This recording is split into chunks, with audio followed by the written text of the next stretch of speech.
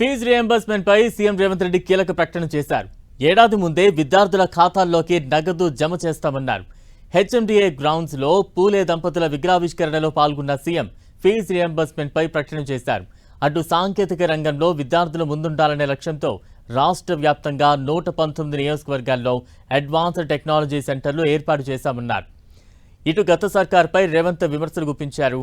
గత ప్రభుత్వంలో గొర్రెలు బర్రెలు పంచుకోవాలని చెబితే తాము డాక్టర్లు, లాయర్లు, ఐఏఎస్, ఐపీఎస్లు, ప్రజాప్రతినిధులు కావాలని కోరుకుంటున్నామని అన్నారు.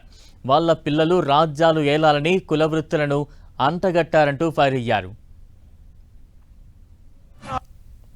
ప్రతి సంవత్సరం 2300 కోట్ల రూపాయల ఫీజు రియంబర్స్మెంట్ అడ్వాన్స్ గా బ్యాంకు ఖాతాలో పెట్టి విద్యార్థుల ఖాతాలోకి నగదులు బదిలీ చేసే విధంగా ఈ రోజు సమూలమైన ప్రక్షాళన తీసుకొచ్చి బ్యాంకులో మా పట్టి గారు ఈ అకాడమిక్ ఇయర్ కు సంబంధించిన 250 కోట్లు అడ్వాన్స్ గా ఈ రోజు ఖాతాలో పెట్టిండు. పిల్లలు కాలేజీల అడ్మిషన్లు వచ్చినెంబడే మీరు ఆన్లైన్ లో అప్లై చేసుకోండి. విత్ ఇన్ ఏ మంత్ మీ ఖాతాలో మీ ఫీజు పడుతుంది.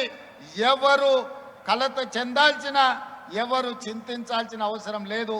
ఎవరి దగ్గరికి మీరు వెళ్ళాల్సిన అవసరం లేదు. ఇక భవిష్యత్తులో ఏ కాలేజీ కూడా మీరు ఫీజులు కట్టలేదని మీ సర్టిఫికెట్లు ఇవ్వమనే అవకాశం ఏ యాజమాన్యానికి ఇవ్వము. ఈ సంవత్సరం నుంచి ప్రతి రూపాయి అడగకంటే ముందే మీ ఖాతాలో వేస్తాం. మీ ఫీజు రియంబర్స్మెంట్ను సంపూర్ణంగా అందిస్తామని చెప్పి తెలంగాణ రాష్ట్ర ముఖ్యమంత్రిగా మీకు విజ్ఞప్తి చేస్తున్నా.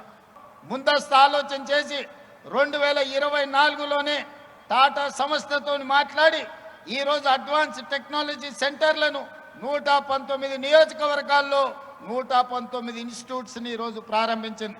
ఏటీసీలో చేరితే ప్రతి స్టూడెంట్కు 2000 రూపాయలు స్టైఫండ్ ఇవ్వడం ద్వారా మీ తొవ్వ ఖర్చులకు, మీ చేతి ఖర్చులకు, మీ తల్లిదండ్రుల మీద ఆధారపడకుండా బట్టి విక్రమార్క గారే ఈరోజు మీకు నగదు ఇస్తున్నాడు.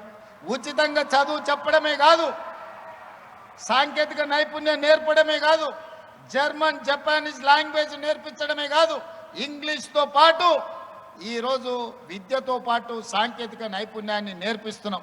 మిత్రులారా, ఆనాడు ప్రభుత్వం మీరు చూసి ఉండొచ్చు. ఆనాటి ప్రభుత్వం నినాదం ఏంది? బర్రెలు గొర్రెలు పెంచుకోండి, చేపలు పట్టుకోండి, చెప్పులు గుట్టుకోండి అని చెప్పి బలహీన వర్గాలను, దళితులకు కులవృత్తి చేసుకోండి అని చెప్పింది. ఆనాడు ప్రభుత్వం పెద్ద పెద్ద ప్రకటనలు ఇచ్చింది.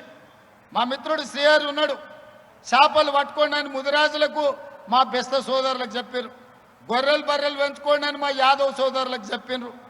మా సోదరులు, మా దళిత సోదరులకు చెప్పులు కుట్టుకోమని చెప్పిండు.